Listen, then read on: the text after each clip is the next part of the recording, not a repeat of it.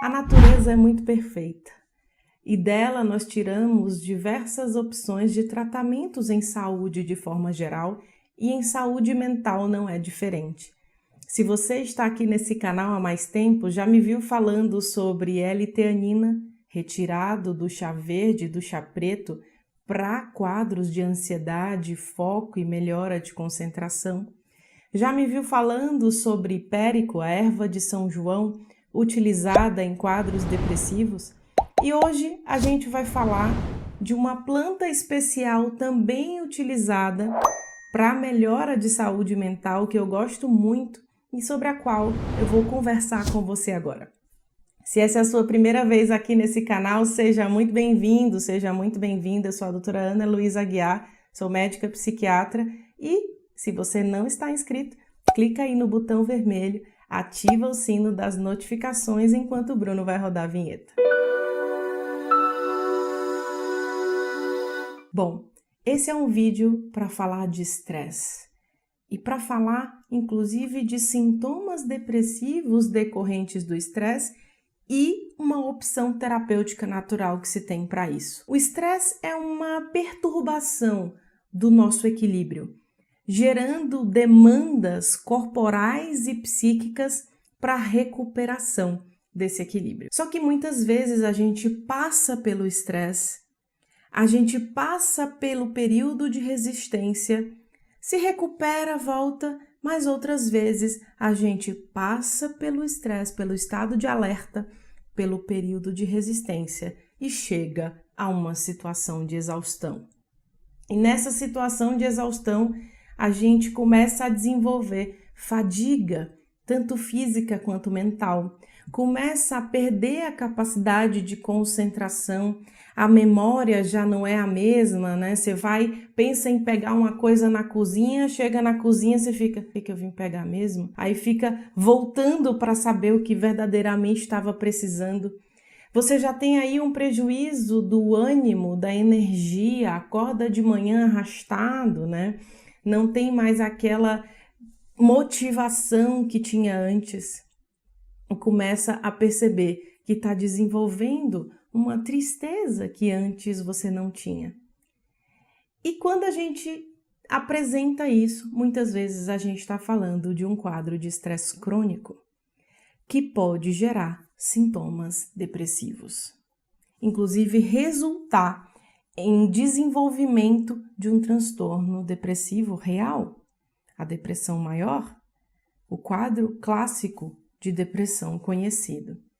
Para essas situações, a gente precisa pensar em algo que recupere a capacidade energética desse corpo, que atue sobre melhora da produção das nossas catecolaminas, que é como a gente chama dopamina, noradrenalina, ali a produção na nossa adrenal, responsável por essa regulação, e ainda que nos gere um reajuste do corpo que inclusive começou a alterar a produção de citocinas inflamatórias, porque o processo de estresse faz com que você fique mais suscetível a doenças. E a gente precisa de algo que melhore isso. Uma planta chamada Rhodiola rosea, muito conhecida por alguns de vocês e desconhecida por outros, mas também tem um outro nome. Raiz de ouro, anotei aqui para não esquecer, e raiz do Ártico.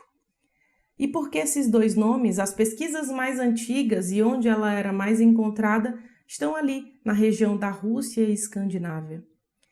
E por volta de 1947 surgiu o termo adaptógeno, dado para plantas que desenvolviam a função de melhorar a resposta ao estresse, diminuindo o sofrimento físico, diminuindo o sofrimento psíquico durante esse uso, durante uma situação em que a pessoa estava sob essa pressão.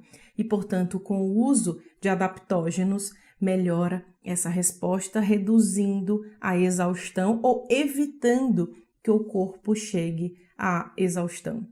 A Rhodiola rosea tem uma série de compostos fenólicos que a gente chama, que ajuda a sua adrenal essa glândula que eu citei, que fica ali logo acima do rim, a funcionar melhor. E ela tem uma ação que a gente chama de bimodal. É preciso ficar claro que o mecanismo específico de ação da rodiola rósea ainda não foi bem desenhado, e isso tem que ficar muito claro. Mas nós já sabemos que ela tem uma ação bimodal. E o que significa uma ação bimodal? Significa que ela tanto atua estimulando e, portanto, melhora da fadiga mental e fadiga física, como atua acalmando. E eu posso dizer para vocês isso verdadeiramente que funciona para as duas coisas, porque eu uso muito isso com os meus pacientes. Uso tanto em quadros de pacientes com uma fadiga em termos de desânimo, quanto em quadros de ansiedade. E a pessoa vai percebendo uma melhora do estado porque ela tem uma ação que a gente pode chamar de serotonérgica, ou seja, de melhora da utilização da serotonina entre os neurônios. Serotonina essa, aquele neurotransmissor que a gente sempre fala sobre ele quando está falando de bem-estar, quando está falando de calma, né, de motivação para a vida, de um estado de plenitude. É aí que a gente está falando de serotonina, né?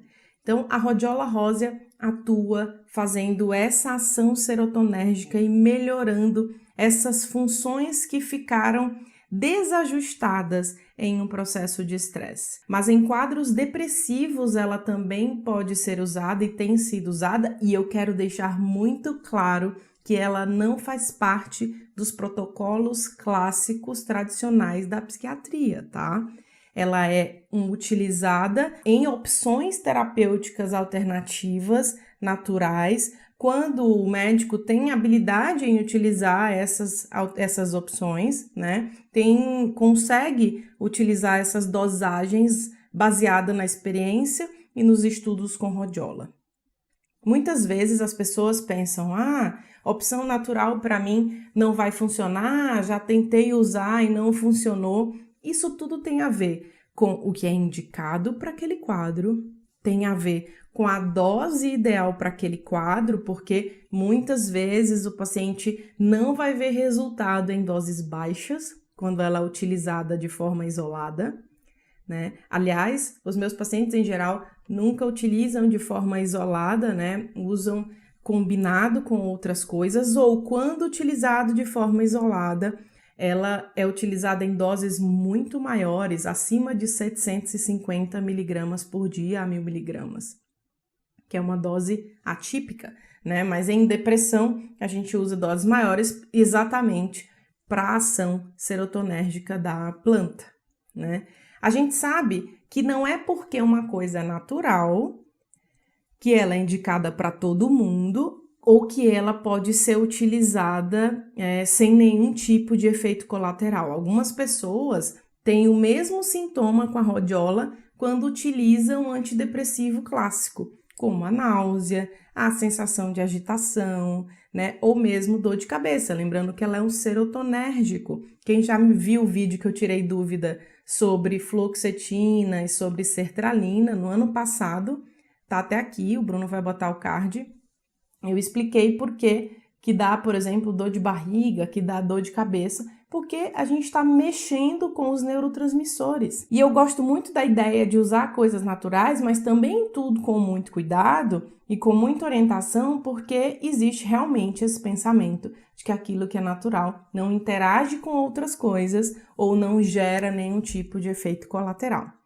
Então, a rodiola pode também gerar esse tipo de efeito colateral que eu citei para vocês, mas também ter uma ação extremamente terapêutica em quadros de fadiga e de estresse. Agora, por exemplo, nesse momento mundial, né, que a gente está vivendo, de muito estresse, muita pressão, as pessoas estão extremamente cansadas, né, elas estão em um estado de exaustão. A rodiola tem sido uma ótima opção para melhorar desempenho, né? Desempenho psíquico, melhora da performance, mas num sentido de recuperação desse estado. Não é necessariamente no sentido de aumento de uma boa performance que já existe.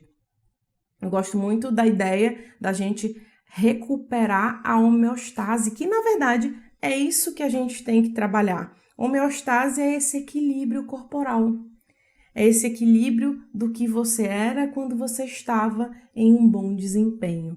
E a rhodiola rósea é uma ótima opção para esse tipo de objetivo, tá? Espero que esse vídeo tenha te ajudado a entender que nós temos essa opção em estados de estresse e até de sintomas depressivos. Se você não assistiu o vídeo de L-teanina que eu citei e o vídeo de hipérico, que são os 2 vídeos que eu falei de nutracêutico e de planta, vai ficar aqui no card para você assistir depois. E se você gostou desse vídeo, acha que vale a pena compartilhar, compartilhe aí com seus amigos, nos seus grupos, inscreva-se nesse canal e eu aguardo você em nosso próximo vídeo. Até lá!